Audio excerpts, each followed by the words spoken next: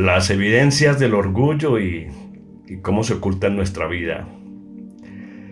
Eso es lo que vamos a ver hoy. El orgullo es una emoción muy compleja y se sabe ocultar sutilmente. Él influye en nuestras acciones y decisiones de manera profunda y a menudo es imperceptible. Aunque a veces se percibe como una cualidad positiva, el orgullo tiene efectos negativos a mediano y largo plazo.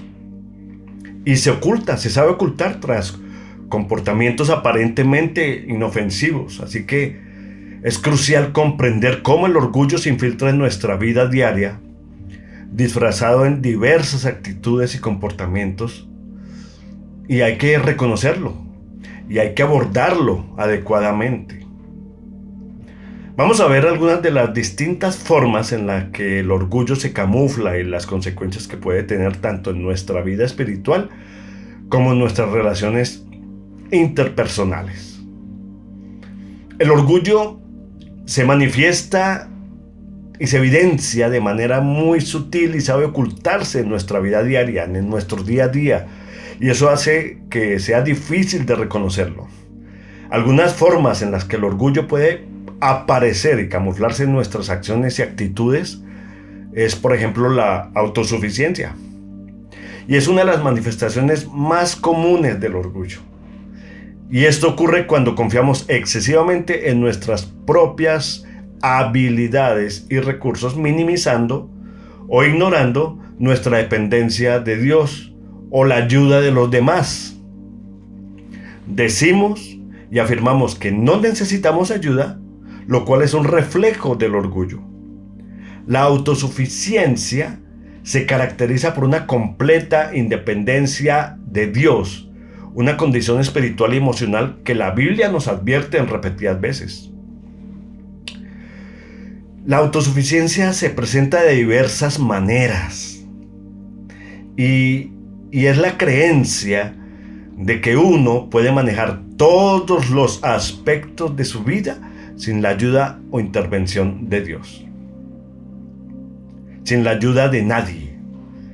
Pues les cuento que esa actitud proviene del orgullo, la arrogancia y una falsa sensación de control.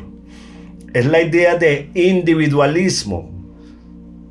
Decimos que la habilidad y el esfuerzo personal y los recursos propios son suficientes para enfrentar cualquier desafío y lograr cualquier objetivo de manera individual. La autosuficiencia nos conduce a una separación de Dios. Al depender únicamente de nosotros mismos, perdemos la guía, el consuelo y el poder que provienen de una relación cercana e íntima con Dios. En Jeremías 17:5 dice: maldito el hombre que confía en el hombre y que se apoya en su propia fuerza y aparta su corazón del Señor. Esto nos quiere decir que confiar en uno mismo en lugar de Dios trae dificultades. La autosuficiencia afecta no solo nuestra vida espiritual, sino también nuestras relaciones interpersonales, la toma de decisiones. Al confiar solo en nosotros mismos, podemos tomar decisiones erróneas. El individualismo lleva a cometer muchos errores y fracasos. Eso genera conflictos. La arrogancia genera problemas en las relaciones interpersonales y nos va a llevar a la soledad definitivamente, porque las personas se van a alejar de un individualista. Otra forma como se puede evidenciar el orgullo es en la falta de confesión y arrepentimiento. El orgullo se muestra cuando nos negamos a reconocer nuestros errores, cuando nos negamos a reconocer nuestras faltas, cuando nos negamos a reconocer nuestros pecados. La falta de confesión y arrepentimiento es una señal que no queremos admitir nuestra necesidad de perdón y de gracia.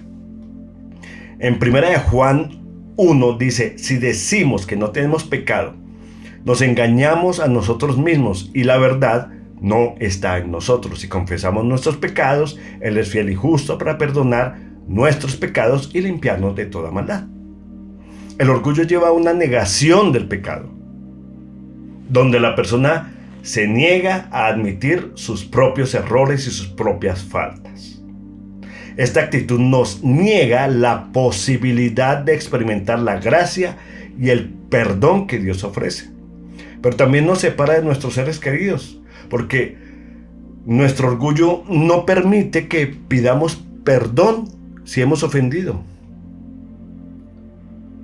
Y eso que no hemos hablado de la autosuficiencia espiritual. Pensar que somos espiritualmente autosuficientes y que no necesitamos una comunidad, la iglesia o los medios de gracia, oración, palabra, comunión, también eso es una señal de orgullo. La autosuficiencia espiritual es un estado en el que una persona cree que puede gestionar su vida espiritual sin la ayuda o la intervención de Dios, o sin una comunidad de fe, lo que resulta en algo profundamente problemático y tiene consecuencias significativas. La autosuficiencia espiritual implica confiar en uno mismo para satisfacer todas las necesidades espirituales, vacíos existenciales, necesidades del alma, carencias interiores, inquietudes del espíritu, búsqueda de sentido, propósito, anhelos profundos, falta de plenitud, vacíos del corazón, sin depender de Dios. Por eso es que buscamos en otras áreas, sean astrológicas, humanistas, hedonistas, la nueva era, la espiritualidad holística, la autorrealización, el despertar espiritual, donde en esas corrientes nos enseñan que tú eres el Dios, que eres suficiente, que tú tienes el poder. Este estado de independencia espiritual suele estar marcado por el orgullo y la creencia de que uno es capaz de alcanzar la perfección moral y espiritual por sus propios medios, apartándonos de la dependencia que per se tenemos de Dios. En Proverbios 3, del 5 al 6 dice: confía en Jehová con todo tu corazón y no te apoyes en tu propia opinión. Reconócelo en todos tus caminos y Él enderezará tus veredas. Sin la dirección y el apoyo de Dios, es difícil alcanzar un crecimiento y una plenitud espiritual genuina. El crecimiento espiritual requiere humildad, dependencia y la voluntad de ser guiado por el Espíritu Santo de Dios. Otra evidencia del orgullo: crítica y juicio hacia los demás. El orgullo también se puede disfrazar como una actitud crítica y de juicio hacia las personas, hacia los demás. Cuando enfocamos nuestra energía en los defectos y errores de otros, nos estamos elevando nosotros mismos en comparación. Mateo 7, del 1 al 3 dice: no juzgues para que no seas juzgados, porque con el juicio que juzgas serás juzgado y con la medida que midas te van a volver a medir. La crítica y el juicio hacia los demás son comúnmente expresiones de orgullo y representan actitudes dañinas tanto para quienes las ejercen como para quienes las reciben. Desde una perspectiva bíblica, estas actitudes son condenadas y se consideran signos de una vida espiritual y emocional desequilibrada. ¿Qué es crítica?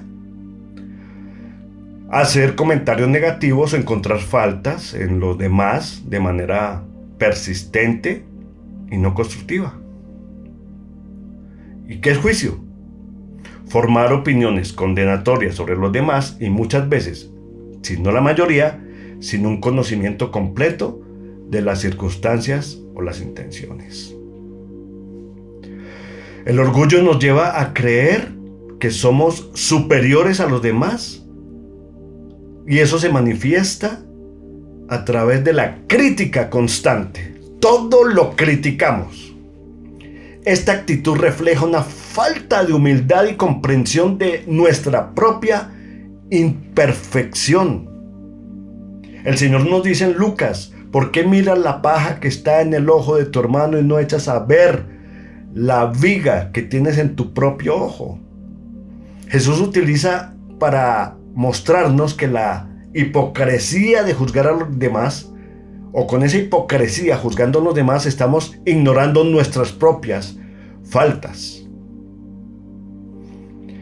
El juicio hacia los demás a menudo surge de una arrogancia que nos hace creer que estamos en una posición para evaluar y condenar y decir que se puede hacer mejor porque yo lo podría hacer mejor. Y esta actitud es contraria al espíritu de amor y misericordia que la Biblia y las Escrituras nos enseñan. En Santiago 4, del 11 al 12 dice: hermanos, no habléis mal los unos de los otros. El que habla mal de un hermano y juzga a su hermano, habla mal de la ley y juzga la ley. Pero si tú juzgas la ley, no eres hacedor de la ley, sino juez. Uno solo es el dador de la ley, que puede salvar y perder. Pero tú, ¿quién eres para que juzgues a otro? Este pasaje nos recuerda que solo Dios tiene toda la potestad y toda la autoridad para juzgar. La crítica y el juicio constantes dañan nuestras relaciones interpersonales, crean desconfianza, crean resentimiento. Si estamos criticando y si estamos juzgando constantemente, nos vamos a ver aislados socialmente, ya que estas actitudes repelen a las personas. El orgullo que alimenta la crítica y el juicio impide que veamos y corrijamos nuestras propias faltas. Otra evidencia más: el deseo de reconocimiento. Ese deseo de ser reconocidos y apreciados es una forma sutil de orgullo. Buscamos aprobación y elogio de los demás para alimentar nuestro propio ego. El deseo de reconocimiento tiene consecuencias tanto en el ámbito personal como en el ámbito espiritual. Este deseo de reconocimiento puede llegar a ser un motor poderoso en la vida de las personas, impulsándolas a buscar aprobación y admiración de los demás, pero también, ¿sabe qué pasa? Nos puede llevar a comportamientos y actitudes perjudiciales. El deseo de reconocimiento es la aspiración de ser apreciado y valorado y admirado por los demás. Aunque en sí mismo no es necesariamente negativo, ese deseo, cuando está impulsado por el orgullo, lleva a que esta búsqueda de validación y de aprobación se convierta en algo complicado para nuestras vidas. El orgullo nos magnifica ese deseo de reconocimiento, llevándonos a obsesionarnos por aprobación y alabanza. Este tipo de orgullo se centra en la autoexaltación y el deseo de ser visto como superior o excepcional. Y Jesús advierte contra la búsqueda de reconocimiento humano en lugar de la aprobación divina. En Juan 12:43 dice: porque amaban más la gloria de los hombres que la gloria de Dios. Aquí el Señor subraya cómo el deseo de reconocimiento eclipsa el deseo de honrar a Dios. Las redes sociales son un ejemplo de esta actitud. La constante búsqueda de reconocimiento, de vistas, de likes, esto puede llevar a comprometer los valores y los principios. Estas actitudes o comportamientos o estas ansias impulsadas por el deseo insaciable de aprobación en lugar de la integridad.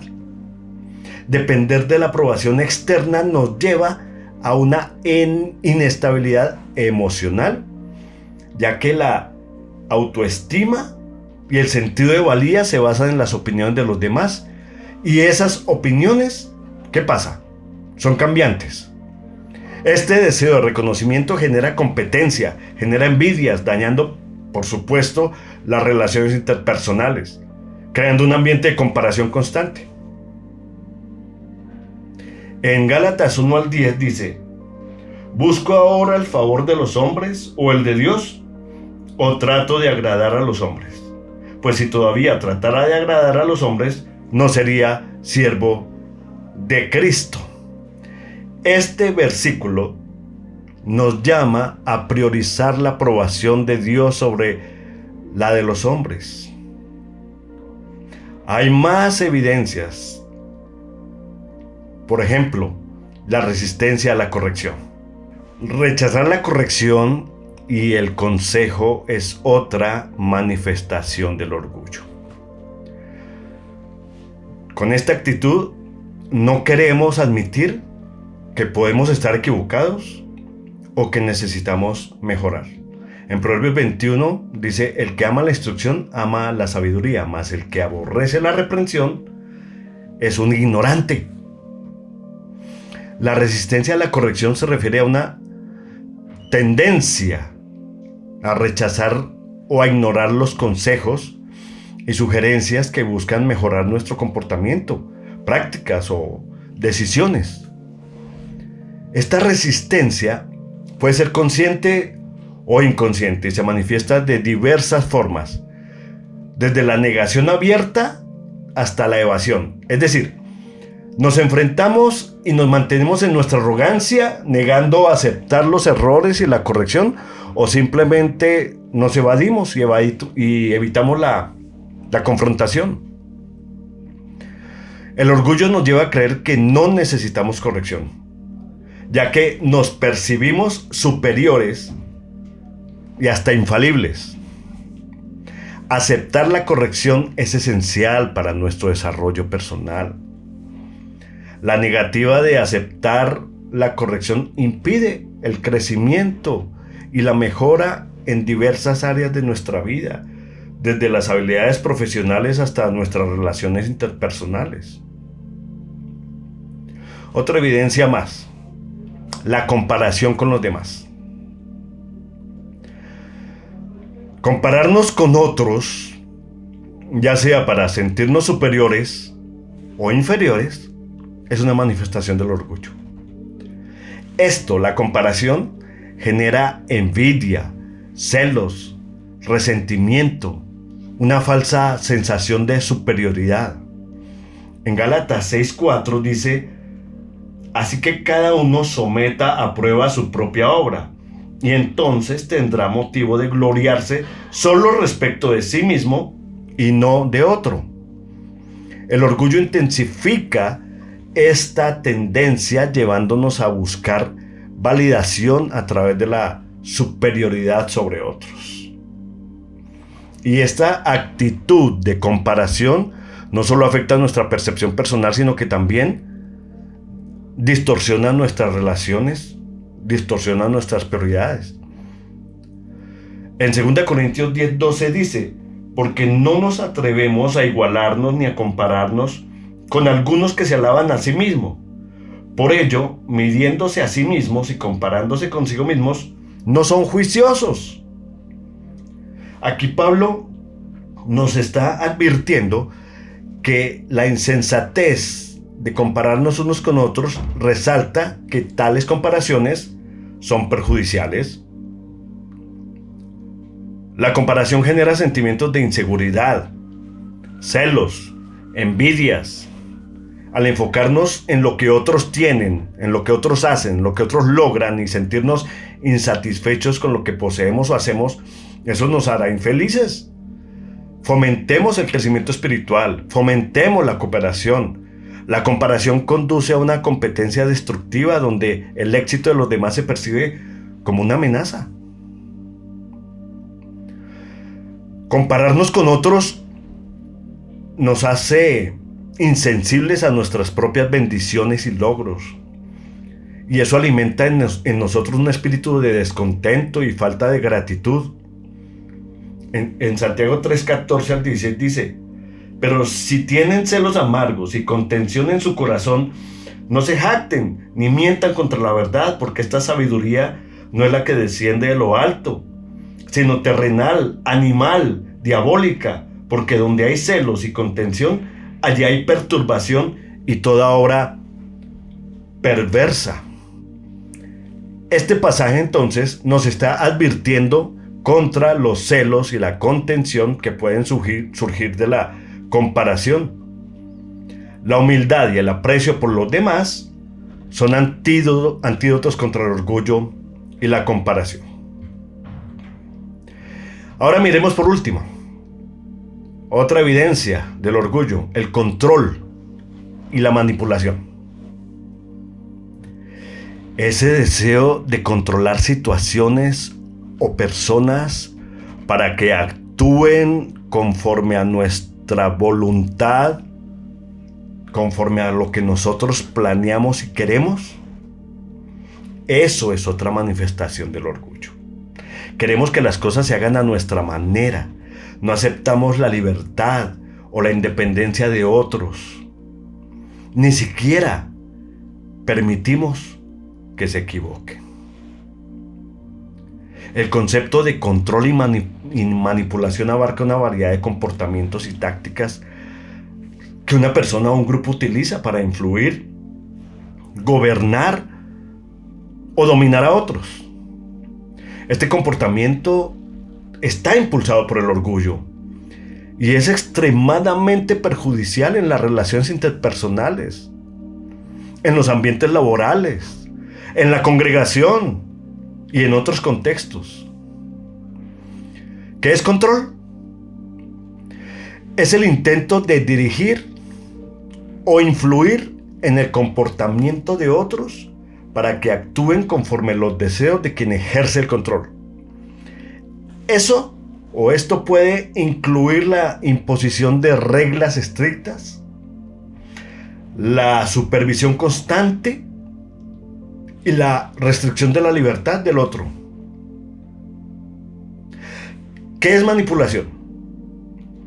Es el uso de tácticas engañosas, coercitivas o indirectas para influir en el comportamiento o las decisiones de otra persona. Y esto a menudo implica ocultar verdaderas intenciones y explotar las vulnerabilidades de otro.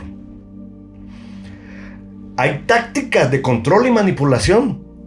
Y esas tácticas se manifiestan, por ejemplo, haciendo sentir culpable al otro. Hacer que alguien se sienta culpable para obtener lo que se desea. O manipular a alguien para que dude de su percepción, para que dude de su memoria, para que dude de su cordura. Las amenazas.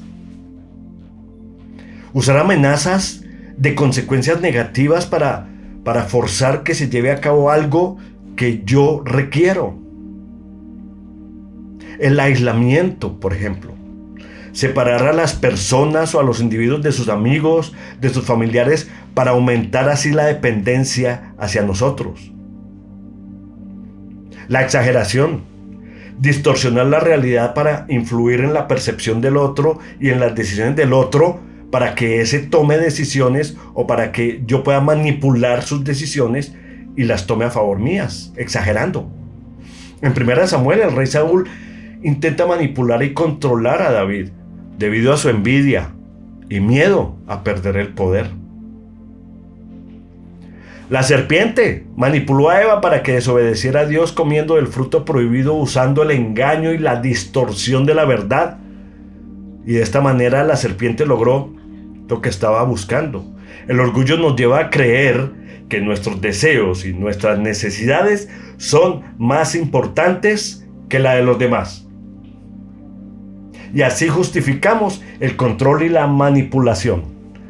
Las relaciones basadas en el control y la manipulación son insalubres y tienden, por supuesto, a deteriorarse con el tiempo. Las personas que son controladas, las víctimas que son controladas, manipuladas, a menudo pierden la confianza en el manipulador y en sí mismas. El control y la manipulación causan estrés, causan ansiedad, causan otra clase de problemas emocionales y psicológicos en las víctimas. Hemos visto algunas evidencias de cómo está el orgullo en nuestra vida diaria y cómo se oculta en ella. El orgullo puede disfrazarse de muchas maneras sutiles en nuestra vida diaria, dificultando su identificación, su tratamiento. En su conjunto, todas estas manifestaciones del orgullo destacan la importancia de cultivar y depender de la guía de Dios. Cultivar la humildad, reconocer nuestras limitaciones. Así podremos construir relaciones más genuinas, tomar decisiones con sabiduría y encontrar un sentido pleno que no dependa de factores externos. Así le empezamos a enfrentar el orgullo. La enseñanza bíblica nos anima a priorizar la aprobación de Dios sobre la de los hombres. Y nos recuerda que el camino hacia una vida equilibrada y significativa comienza con la humildad y el arrepentimiento sincero. Para el próximo episodio hablaremos de cómo el orgullo interfiere en nuestra salvación.